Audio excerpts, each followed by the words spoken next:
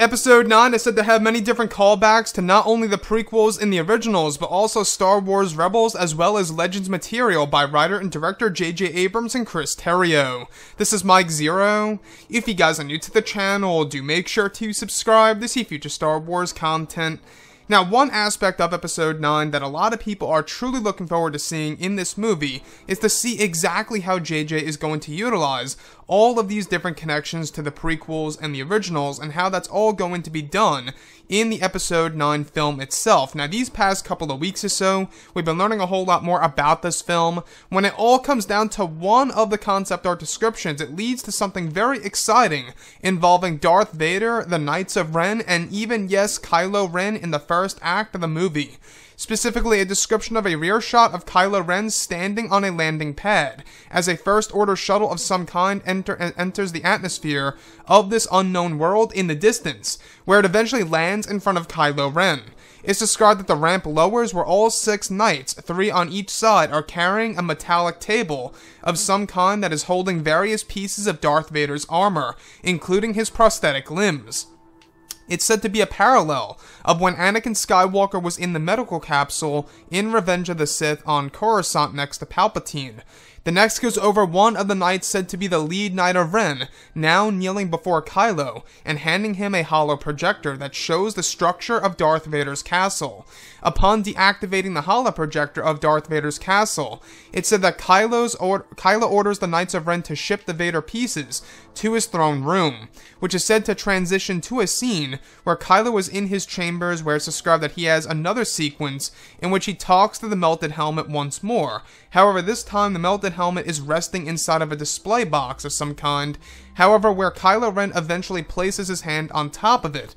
So I want to go over a couple of parts about all of this and why this sounds amazing and a great callback to, of course, the prequel trilogy era.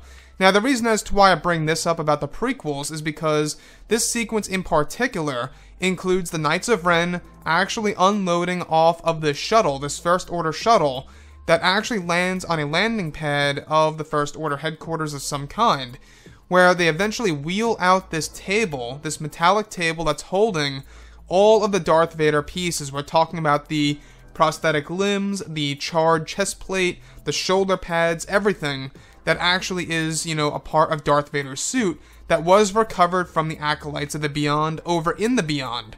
So this is a direct parallel to when Anakin Skywalker was actually all burned up and he was actually inside of that medical capsule being, pretty much transferred over into the medical room where he actually got worked on into becoming the true Darth Vader that we know of today. So with this whole entire sequence, what I love about this, alright, is that it gives us yet another callback to the character of Darth Vader. The other thing that I do want to go over is how one of the Knights of Ren that's said to be the lead Knight of Ren upon their arrival to this landing pad that belongs to Kylo, this Knight of Ren, this lead Knight of Ren, if you will, introduces a hollow projector that shows the structure of Darth Vader's castle, where Kylo Ren is eventually holding it and deactivates it. And after he deactivates it, he orders his Knights of Ren to deliver the pieces of Darth Vader's suit over to his throne room, and that's exactly where we get that scene that we went over a couple of days ago, where each and every Knight of Ren are actually pretty much, partaking in developing this scarecrow-like structure of Darth Vader's suit, basically putting it back together into one piece. So, the other thing that I do want to go over is, of course, the sequence in which we have Kylo Ren actually talking to the Darth Vader melted helmet once again. Now, this is something that J.J. Abrams introduced in The Force Awakens in order to just show us how insane Kylo Ren really is and how delusional this character really is and exactly how obsessed he really is with the character of Darth Vader, his own grandfather, who was once Anakin Skywalker, right? So, do I think it's a good idea to bring a scene like this back into Episode 9? I think it's somewhere in between. I don't think it's good or bad, but I think that doing something similar to what we already saw in The Force Awakens, it could be tricky. It absolutely could be tricky, where it may seem a little, I guess you could say, repetitive. I'm not quite sure. If we have new dialogue by Kylo Ren, and if it does have different meaning to the overall scene, then that means something else, right? And guys, like I say, I cannot wait to see exactly what Chris Terrio and J.J. Abrams are going to come up with in order to really give us these true connections to Darth Vader as a character in Episode 9 to the point where he's looming in the background. I honestly think that this is a great choice because at the end of the day, Darth Vader is the true face of the Star Wars franchise without a doubt. You know, it all started with Vader / Anakin in Star Wars Episode 1, The Phantom Menace, and of course in Revenge of the Sith where the character of Vader begins.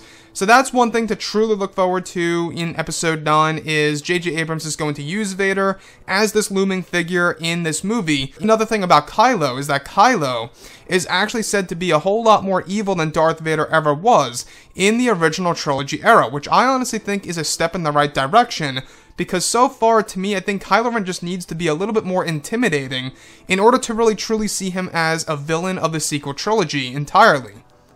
Anyways, guys, drop a comment below. Let me know what you think about all of this in the comments. And if you guys did enjoy the content for today, do make sure to drop a thumbs up on this video to support the channel. I thank you all so very much for the kind support, and I'll catch you guys next time.